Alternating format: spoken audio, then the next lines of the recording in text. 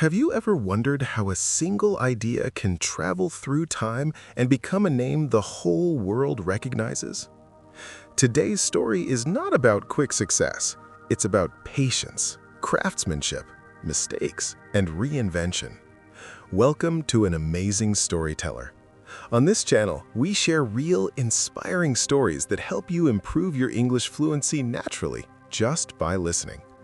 Before we begin, take a second to like this video, share it with someone learning English, and subscribe for more powerful stories like this. And here's a quick question for you. Which luxury brand inspires you the most and why? Tell us in the comments. We'd love to read your thoughts.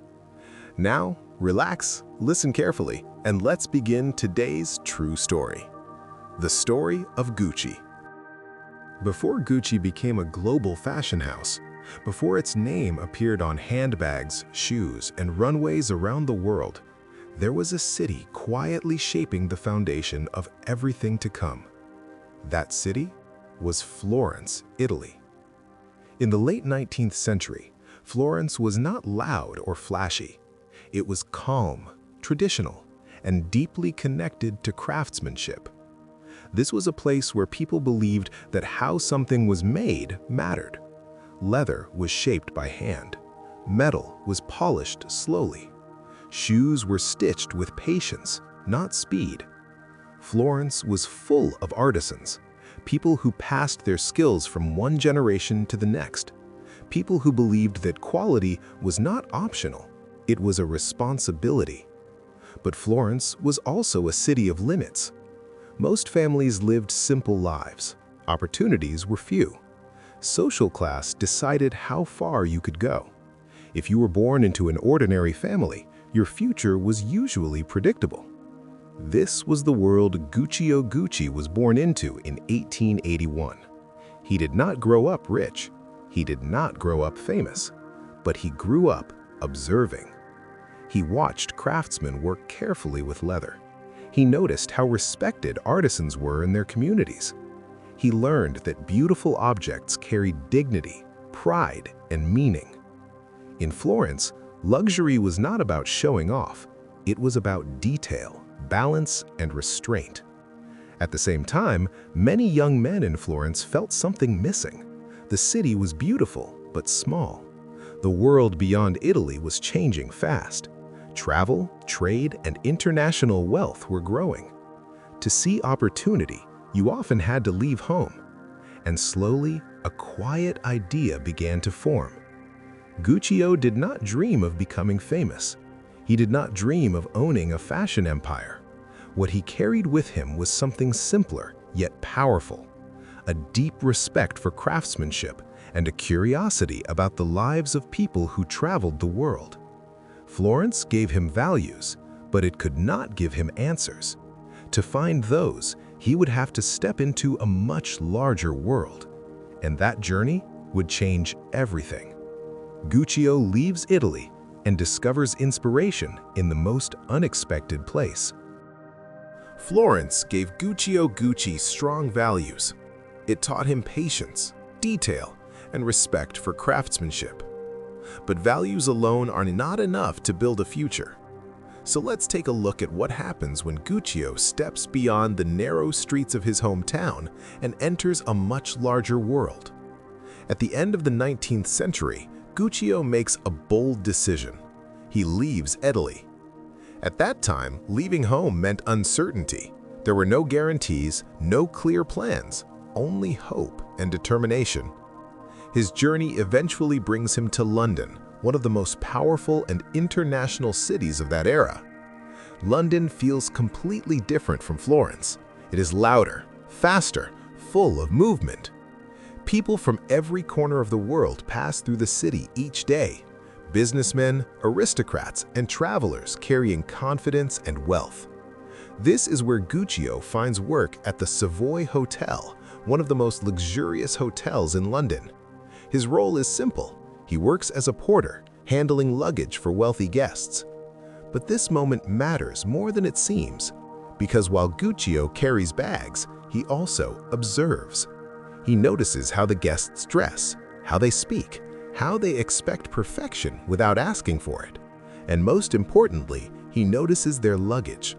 The trunks and bags are not ordinary. They are carefully crafted, strong, elegant. They represent something deeper: status, mobility, and freedom. But Guccio also notices flaws.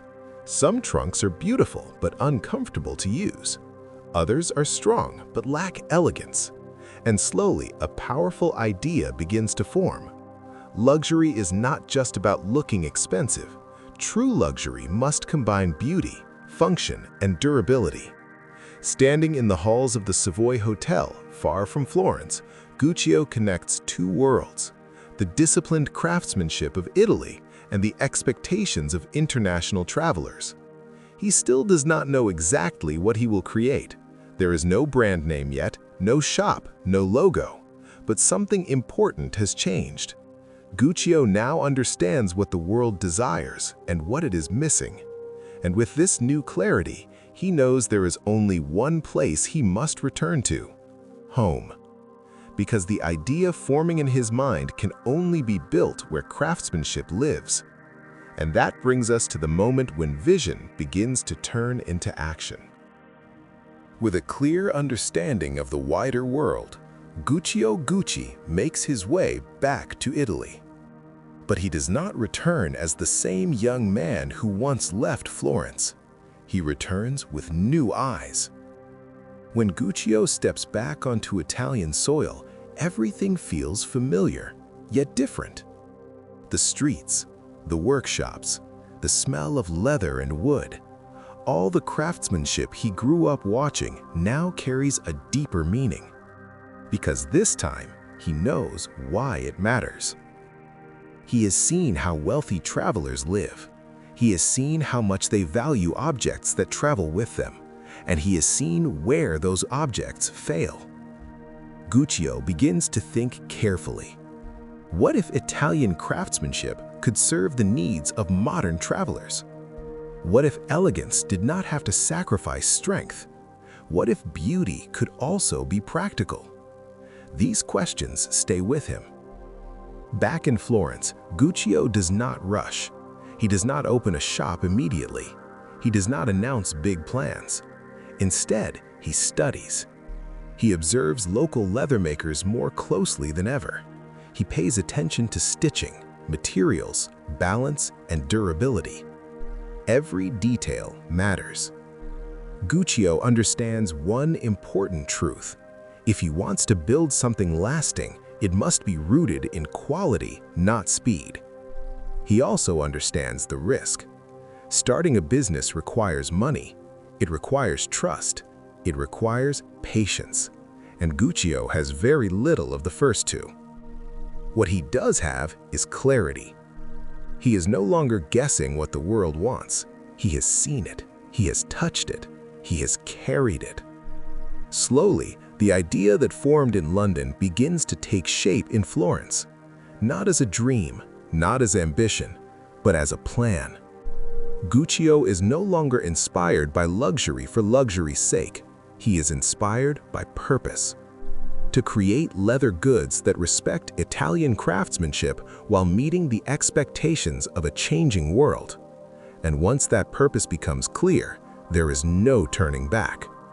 Because now, Guccio is not just returning home, he is preparing to begin. And that brings us to the moment when vision turns into action, and a small workshop becomes the foundation of something much bigger. When purpose becomes clear, action naturally follows. After years of observing, learning, and thinking, Guccio Gucci reaches a quiet but decisive moment. It is time to begin. Florence is still the same city, full of tradition, full of skilled hands, full of history. But now, Guccio sees opportunity where others see routine. He understands that craftsmanship alone is not enough. It must be guided by vision. In 1921, Guccio opens a small leather goods shop in Florence. It is not large, it is not famous, and it does not attract attention overnight. But it represents something important.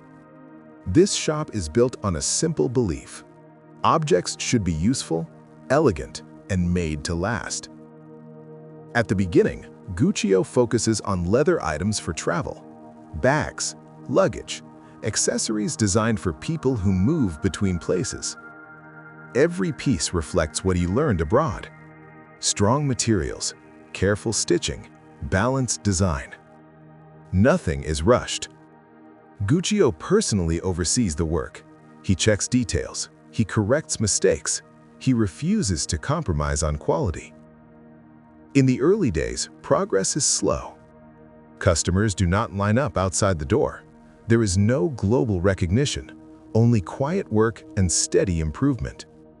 But those who do buy from the shop notice something different. The leather feels solid, the design feels thoughtful, the products feel reliable.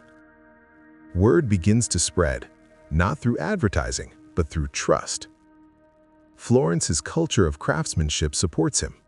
Local artisans respect his standards. Workers understand his expectations. This is not a factory chasing volume. It is a workshop protecting reputation. Guccio does not try to please everyone. He focuses on pleasing the right people.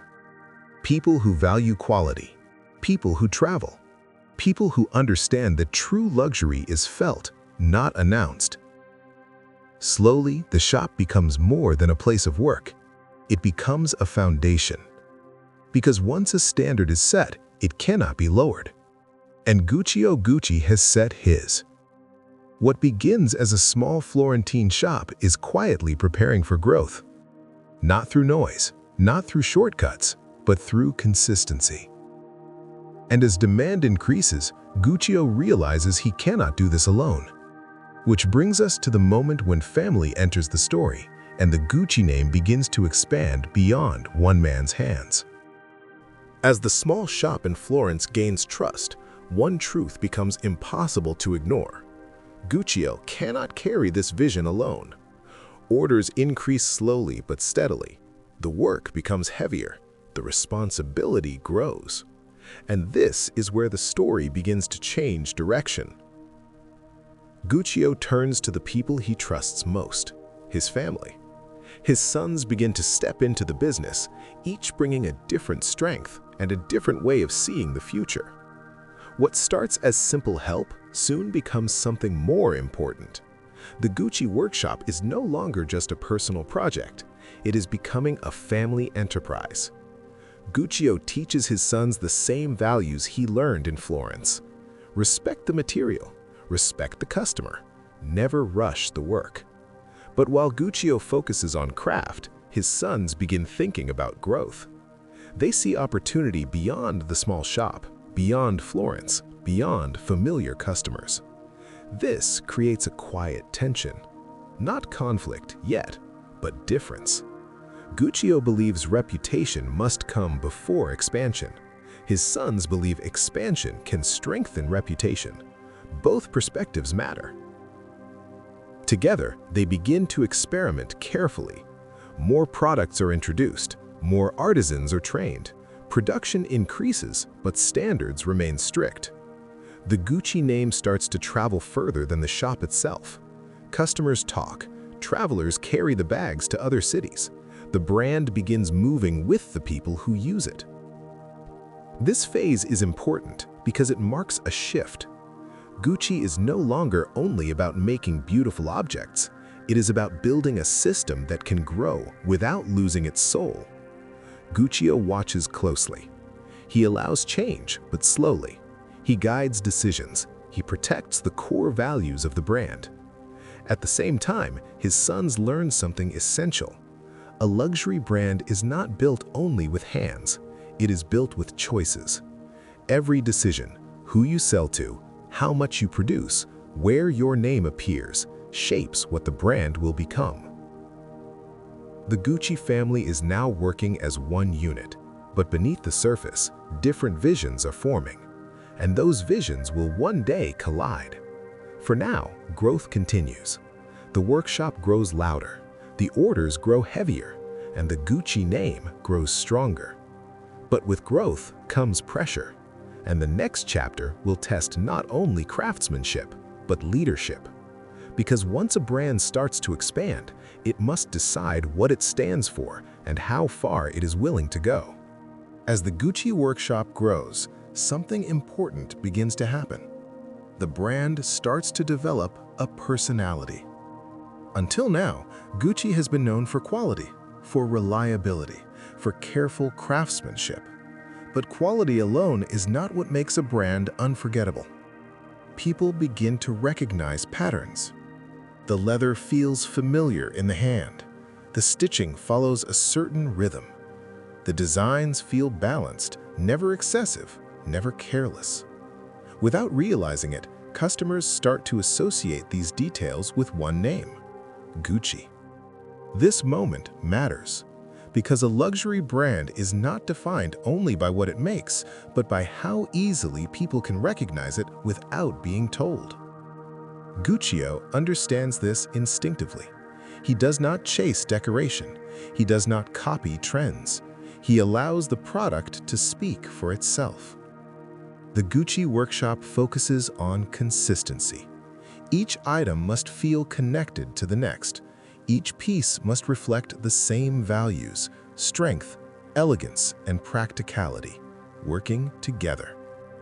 As travel becomes more common among wealthy Europeans, Gucci products begin to appear in new places: in hotels, in train stations, in the hands of people who move confidently through the world. These customers do not need explanations. They recognize quality immediately. Quietly, the Gucci name begins to travel far beyond Florence, not through advertising, not through slogans, but through experience. This is also the moment when Gucci's connection to a specific lifestyle begins to form: travel, leisure, elegance without excess. The brand naturally aligns with people who value tradition but live modern lives. Guccio watches carefully. He understands that once a brand develops an identity, it must be protected. Too much change can confuse it. Too much expansion can weaken it. So decisions remain careful. Growth remains controlled. The Gucci name is now more than a workshop label. It is becoming a mark of trust. And trust attracts attention, not from everyone, but from the right people. People with influence, people with visibility, people whose choices are noticed. And as this attention grows, Gucci stands at the edge of a new phase. Because recognition brings opportunity, and opportunity, when handled well, can turn a respected name into a symbol. Which brings us to the moment when Gucci begins to connect with a world far beyond leather workshops, a world of elite culture, tradition, and status. As the Gucci name gains recognition, it begins to appear in places that matter. Not in crowded markets, not in ordinary shops, but in circles where tradition, status, and influence quietly meet. Let's take a closer look at how this shift happens. During the early 20th century, Italy's elite culture is closely connected to horse riding and outdoor leisure. Equestrian life represents discipline, wealth, and heritage. It is a world built on rules, elegance, and long-standing tradition, and Gucci fits naturally into this environment. The brand begins creating leather goods that serve people involved in this lifestyle: belts, bags, and accessories designed for durability and refinement.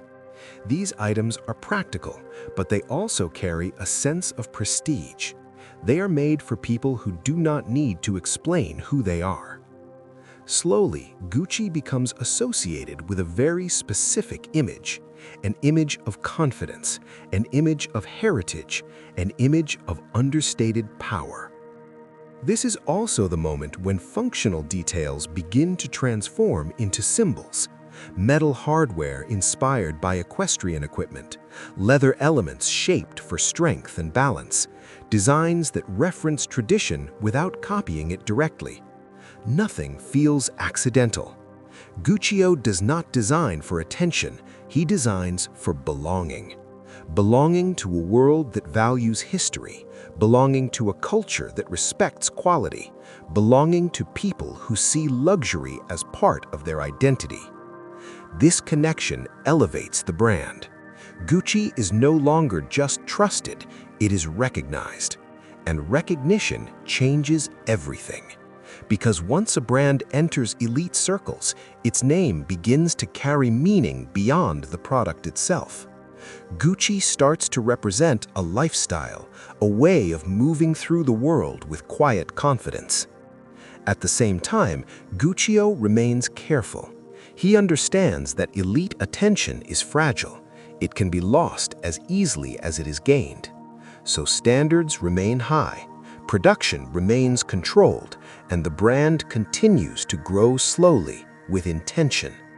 But history has its own plans, because just as Gucci begins to establish itself as a symbol of refined living, the world around it is about to change, and those changes will test not only the brand's creativity, but its ability to survive. Just as Gucci begins to establish itself as a symbol of refined living, the world shifts in a way no one can control. Global events begin to reshape daily life across Europe. Trade slows, resources become uncertain, and materials that were once easy to obtain suddenly grow scarce. For a brand built on leather craftsmanship, this is a serious challenge.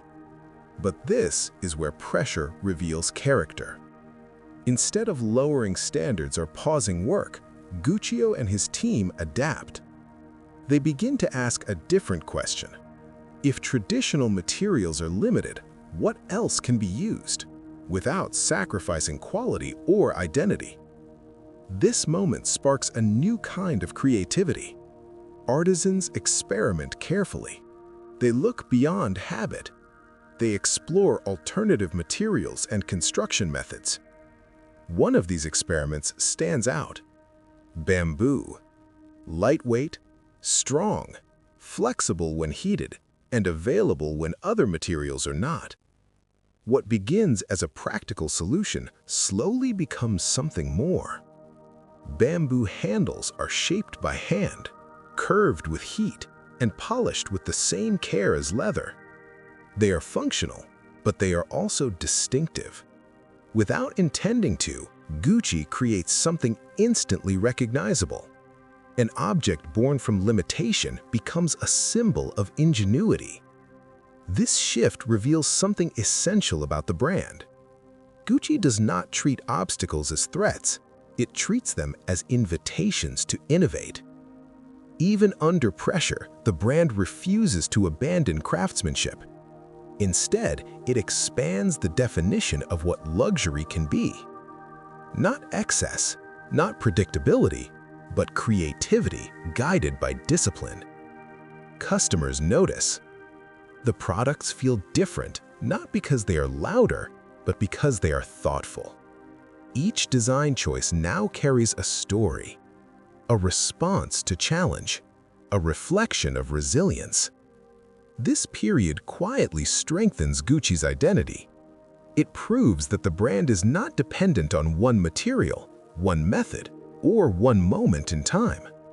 It can adapt without losing itself. And that ability will soon become essential. Because as the world recovers and changes again, Gucci will face a new kind of challenge.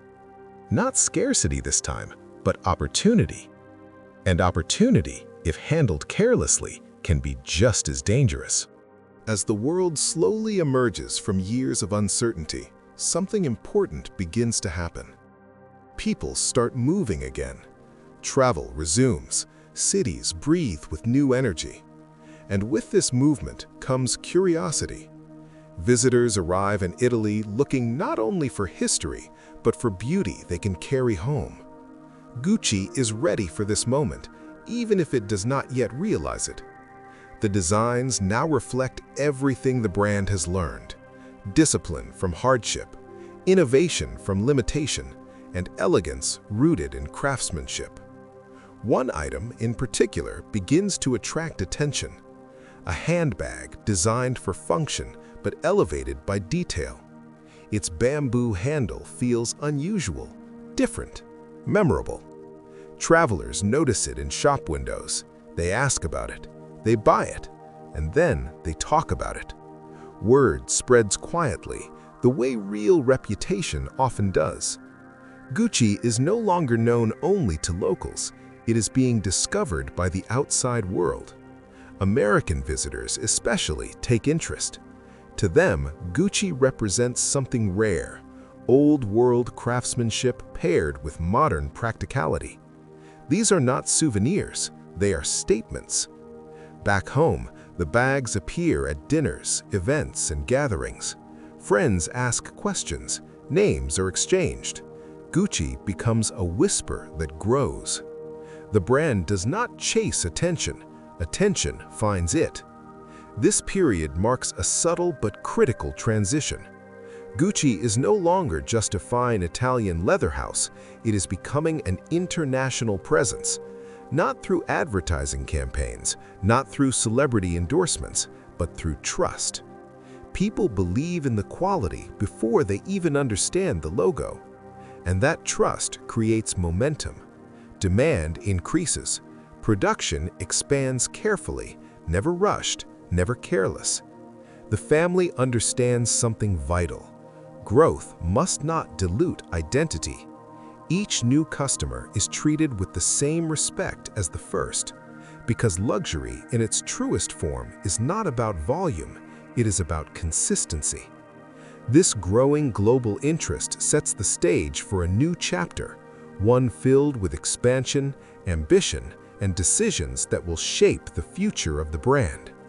Gucci is stepping onto a larger stage now, and the next question is unavoidable. How do you grow bigger without losing the soul that made you special? That answer will begin to unfold next. As the world slowly begins to recover, movement returns. Trains fill again, ships cross oceans, and travelers arrive in Italy with fresh eyes. They are not just looking for landmarks, they are looking for meaning, for something authentic to take home. Gucci is quietly prepared for this moment. Years of careful craftsmanship have shaped its identity. Years of restraint have strengthened its confidence. And now, something unexpected captures attention. A handbag unlike any other. Strong, elegant, practical. Its bamboo handle feels unusual in the hand. Light, yet sturdy. Simple, yet unforgettable. Visitors pause in front of shop windows. They ask questions. They step inside. The bag is purchased not as a souvenir, but as a statement. When these travelers return home, the story continues. The bag appears at dinners, gatherings, and social events.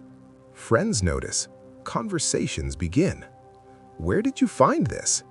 And the name spreads, not loudly, but confidently. Gucci. Especially among American visitors, the brand begins to resonate deeply. To them, Gucci represents something rare, European tradition combined with modern usefulness. Not fragile luxury, not flashy status, but refined strength. Gucci products begin appearing far beyond Florence, in New York, in Hollywood, in the hands of people whose choices are noticed. Still, the brand does not rush to change. Production increases slowly. Quality remains sacred. Every stitch still matters. The Gucci family understands a critical truth. Once trust is earned, it must never be broken. Luxury is not built by making more. It is built by remaining consistent even when demand grows. This moment marks a quiet transformation. Gucci is no longer just an Italian success, it is becoming a global name. And with global recognition comes pressure. Pressure to expand, pressure to modernize, pressure to move faster than comfort allows. The question now is no longer, can Gucci grow? The question is, can Gucci grow without losing itself? Because it will not be defined by craftsmanship alone, but by leadership, ambition, and the choices made when success arrives. And those choices will change everything. As Gucci's reputation spreads across borders, the atmosphere inside the company begins to change. Success brings pride, but it also brings weight. What was once a focused family operation is now facing decisions that affect markets, workers, and legacy. Guccio Gucci is no longer alone in shaping the future. His sons have stepped into leadership roles, each carrying their own vision of what Gucci should become. They share the same surname, they share the same heritage, but they do not always share the same perspective. Some believe Gucci must expand faster to meet rising international demand. Others believe growth should remain slow and controlled, protecting craftsmanship above all else. These differences are subtle at first, quiet conversations, private disagreements. But beneath the surface, tension is growing. Because Gucci is no longer just a workshop, it is a business with influence. More stores are opening, more employees are being hired, more customers are waiting. And every decision now carries consequences. How many products should be made? How much should designs change? How far should the brand stretch before it breaks? The pressure is constant.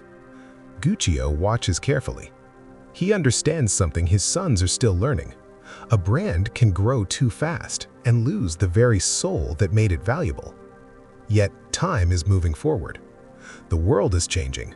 Fashion is accelerating. Competition is increasing. Gucci must evolve, but evolution requires unity. Inside the family, leadership lines blur, authority overlaps, responsibilities collide. What once felt like shared ambition now feels like competing direction. Still, outwardly, Gucci appears strong. Customers see elegance, they see confidence, they see success. But inside the company, a quiet struggle is unfolding. A struggle between tradition and ambition, between patience and speed, between preservation and reinvention. This chapter of Gucci's story is not about products, it is about people. Because when a family business becomes a global name, the hardest challenge is no longer craftsmanship, it is agreement. And the choices made during this period will set the tone for everything that follows. The foundation is strong, but the structure above it is beginning to feel the strain. And soon, those tensions will demand resolution. Because growth without clarity always leads to conflict. And Gucci is approaching that moment. As Gucci's reputation spreads across borders, the atmosphere inside the company begins to change. Success brings pride, but it also brings weight. What was once a focused family operation is now facing decisions that affect markets, workers, and legacy. Guccio Gucci is no longer alone in shaping the future. His sons have stepped into leadership roles, each carrying their own vision of what Gucci should become. They share the same surname, they share the same heritage, but they do not always share the same perspective. Some believe Gucci must expand faster to meet rising international demand. Others believe growth should remain slow and controlled, protecting craftsmanship above all else. At first, these differences remain quiet. Small conversations behind closed doors, moments of hesitation before decisions are made. But beneath the surface, pressure is building. Because Gucci is no longer just a workshop, it is a business with influence. More stores are opening, more employees are being hired, more customers are waiting. Every choice now carries consequences. How many products should be made? How much should designs evolve? How far can the brand stretch before it begins to lose itself?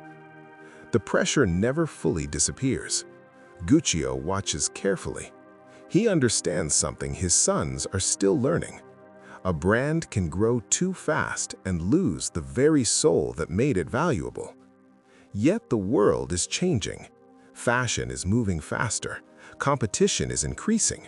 New luxury houses are rising. Gucci cannot remain still. But moving forward requires unity. Inside the family, leadership lines begin to blur. Authority overlaps. Responsibilities collide.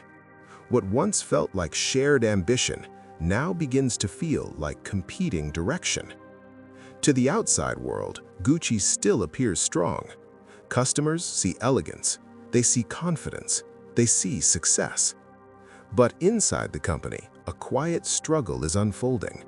A struggle between tradition and ambition, between patience and speed, between preservation and reinvention. This chapter of Gucci's story is not about leather or design.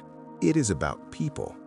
Because when a family business becomes a global name, the hardest challenge is no longer craftsmanship, it is agreement. And the choices made during this time will shape everything that follows. The foundation is strong, but the structure above it is beginning to feel the strain. And soon, those tensions will no longer stay quiet. Because growth without clarity always demands a reckoning. And Gucci is moving closer to that moment. As time moves forward, the balance inside Gucci begins to shift. The company is still growing. Stores are still opening. Customers are still buying. But leadership no longer feels unified. Guccio Gucci, the founder, is aging. His presence remains respected, but his direct control slowly fades. Responsibility passes more firmly into the hands of his sons. And with that shift, differences that were once manageable begin to shape real outcomes. Each son believes he understands the future of Gucci. Each wants to protect the family legacy, but they disagree on how to do it. Some push for faster expansion, more stores, more visibility, more products. Others urge restraint, warning that too much growth could weaken quality and identity. These disagreements are no longer private. They influence decisions, they affect operations, they change direction. Gucci begins to move forward, but not always in one clear line. Design choices become less consistent. Management becomes more complex. Internal trust starts to erode. And then, something irreversible happens. Guccio Gucci passes away. With his death, the one figure who held authority through respect and vision is gone. What remains is a powerful brand and a family struggling to guide it together. Without a single unifying voice, control becomes fragmented. Different branches of the family hold influence over different parts of the business. Decision-making slows, conflicts intensify, and the outside world begins to notice. Gucci is still admired, but whispers begin to circulate. Is the brand losing focus? Is it becoming too commercial? Is it drifting away from its roots? These questions do not come from critics alone. They come from customers, from partners, from within the company itself. This moment marks a subtle but serious change. Gucci is no longer driven by one clear philosophy. It is driven by negotiation. And negotiation, when mixed with emotion, often leads to compromise. The brand continues to operate, but its direction feels uncertain. What once felt intentional now feels reactive. And while Gucci's name remains powerful, its identity is beginning to blur. This moment is critical, because when a luxury brand loses clarity, it becomes vulnerable. Vulnerable to mistakes, vulnerable to decline, vulnerable to forces beyond the family. Gucci has reached a crossroads. The foundation is still there, the history is still respected, but the path forward is no longer obvious. And the next phase of this story will test whether the Gucci name can survive not just success, but instability. As leadership struggles to find unity, another shift quietly takes place. Gucci begins to grow faster than before. More stores appear in new cities. More products enter the market. The name Gucci becomes easier to find. At first, this feels like success. Revenue increases, visibility expands, the brand seems everywhere. But something subtle starts to change. The careful balance that once defined Gucci becomes harder to maintain. With rapid expansion comes pressure. Pressure to produce more, pressure to meet demand, pressure to stay relevant in a fast-moving fashion world. Design decisions are no longer guided only by craftsmanship. They are influenced by speed. Some products still reflect Gucci's heritage, others feel rushed, less considered. Consistency begins to slip. Customers notice. The leather no longer feels the same in every piece. The elegance feels uneven. The identity feels unclear. Gucci is no longer rare. It is visible, but less special. Licensing expands. Accessories multiply. The logo appears in places it once would not. What was once controlled growth now feels scattered. The family's internal disagreements make this worse. Without a single vision, the brand tries to be many things at once: classic and modern, exclusive and accessible, traditional and trendy. But luxury does not thrive in confusion. It thrives in clarity. As competitors rise, brands that focus sharply on image and innovation, Gucci begins to lose its position at the center of luxury culture. Sales may continue, but prestige quietly weakens. Fashion critics begin to question the brand's direction. Luxury consumers begin to look elsewhere. Gucci still has history, it still has recognition, but history alone is not enough. By the late 20th century, the brand finds itself in an uncomfortable place. Not forgotten, but no longer leading. Not failing completely, but no longer inspiring. This is the danger of overexpansion. When growth moves faster than identity, a brand can survive financially while fading culturally. Gucci has reached that point. The name is strong, but the meaning behind it has begun to blur. And now the question becomes urgent. Can Gucci rediscover itself before it loses relevance completely? Or will it become a lesson in how even great brands can drift away from their purpose? The answer will not come from the family alone, because soon Gucci's future will be placed into new hands. As the years pass, the consequences of confusion become impossible to ignore. Gucci is no longer struggling quietly.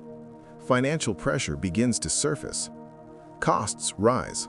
Margins shrink. The company's structure feels heavy and inefficient. What once ran on intuition and craftsmanship now runs on complex agreements and divided control. The family continues to hold influence, but unity is missing. Different branches pull in different directions. Decisions are delayed. Opportunities are missed. Meanwhile, the luxury world is changing rapidly. New fashion houses are emerging. Brands with bold, creative vision, clear leadership, and strong global strategies. Compared to them, Gucci feels slow, outdated. Retailers begin to lose confidence. Investors grow cautious. Industry insiders begin to question whether Gucci can survive on its own. This is no longer just a creative problem. It is a financial one. To stabilize the business, Gucci begins to rely on external support. Outside investors enter the picture. Agreements are made to inject capital. Control slowly begins to shift. For the first time, the Gucci family is no longer the only force shaping the brand. This is a difficult moment, because accepting help also means accepting limits. Limits on authority, limits on tradition, limits on emotional decision-making. But the situation leaves little choice. Without change, Gucci risks becoming irrelevant, or worse, disappearing entirely. As outside influence grows, the family's grip weakens. What once felt unthinkable becomes reality. Gucci is no longer fully independent. The brand that began as a small Florentine workshop now stands at the edge of collapse and reinvention at the same time. Everything depends on what happens next. Will new leadership treat Gucci as a name to exploit or as a legacy to rebuild? because survival is no longer enough. To matter again, Gucci must rediscover meaning. And that rediscovery will require something the brand has not experienced in decades. A bold, creative vision guided by a single, fearless voice. That voice has not arrived yet, but it is closer than anyone realizes. And when it does, Gucci's story will change completely. When survival becomes uncertain, change is no longer optional. It becomes necessary. For Gucci, that moment arrives in the early 1990s. After years of internal conflict and financial strain, the brand can no longer rely on tradition alone. Control continues to move away from the family. Outside ownership becomes reality. This shift is painful, emotional, and deeply symbolic. Because Gucci is no longer guided by bloodline, it is guided by structure. New leadership steps in with one clear priority: stability. The first goal is not fashion, it is survival. Operations are reviewed, costs are examined, inefficiencies are removed. For the first time in many years, decisions follow strategy instead of emotion. But structure alone cannot revive a luxury brand. Gucci does not need to be smaller, it needs to be clear. Clear in identity, clear in direction, clear in purpose. The new leadership understands something critical. Gucci's problem is not its past. It is that the past has been speaking too loudly without a modern voice to translate it. So attention turns to creativity, not decoration, not trends, but vision. Someone must be found who understands history yet is not controlled by it. Someone who can respect the legacy while redefining it for a new generation. This is a delicate moment, because choosing the wrong creative direction could finish what decline has started. But choosing the right one could change everything. Behind the scenes, new conversations begin about design, about image, about confidence. Gucci is not trying to return to what it was. It is preparing to become something new, something bolder, something unmistakable. The brand stands still for a moment, not frozen, but focused, waiting. Because the next step will determine whether Gucci fades quietly into history or rises again as a force the fashion world cannot ignore. And that next step will come through a name that soon becomes inseparable from Gucci's revival. The waiting does not last long. Behind closed doors, a decision is made that will redefine Gucci's future. A designer who has been working quietly within the company is given a larger role. His name is Tom Ford. At first, the choice does not create headlines. He is not yet a global icon. He is not loudly celebrated. But those inside Gucci sense something different. Tom Ford does not approach the brand with nostalgia. He does not try to recreate the past. Instead, he asks a simple question: what should Gucci feel like now? He understands that luxury has changed. Confidence looks different. Desire sounds different. The world of the 1990s is bold, expressive, and unapologetic. And Gucci must speak that language or risk being ignored. Tom Ford studies the archives, but he does not copy them. He takes elements of the past, the sensuality, the craftsmanship, the confidence, and strips away hesitation. His vision is clear. Gucci will no longer whisper, it will speak. Designs become sharper, silhouettes become stronger. Sex appeal is no longer hidden, it is intentional. This is a shock to some. Gucci has always valued elegance, restraint, discipline. But Tom Ford believes restraint has turned into invisibility. He introduces something Gucci has not shown in decades: bold confidence, not chaos, not excess, control. Runway shows feel different. Advertising feels daring. The brand's energy shifts almost overnight. People notice. Fashion editors begin to talk. Retailers lean in. Customers look again. Gucci feels alive. Not because it abandoned its heritage, but because it finally translated it for a new generation. This moment marks the true beginning of Gucci's rebirth. Not financially yet, not completely, but emotionally. Gucci has found its voice. And once a brand finds its voice, the world listens. What follows next will be one of the most dramatic transformations in modern fashion history. Because vision, when matched with courage, creates momentum. And Gucci's momentum is only just beginning. Once Gucci finds its voice, the response is immediate. The first runway shows under Tom Ford's direction feel different from anything Gucci has presented before. They are confident, provocative, impossible to ignore. The silhouettes are sharp, the colors are bold, the attitude is unmistakable. This is not a brand asking for approval. This is a brand declaring its presence. Fashion editors react quickly. They do not just review the collections, they discuss them, they debate them, they remember them. Gucci is suddenly part of the conversation again, not as a legacy name, but as a modern force. Buyers take notice, orders increase, retailers reallocate space, store windows change. Customers walk in not out of habit, but out of curiosity, and curiosity turns into desire. The advertising campaigns amplify the effect. Images are daring, confident, unapologetic.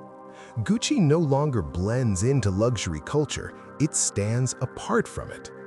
This moment marks a powerful shift. Gucci is no longer recovering, it is leading. Sales begin to rise, revenue stabilizes, confidence returns internally. But more importantly, the brand regains relevance. Gucci becomes aspirational again, especially for a younger generation that values expression over tradition.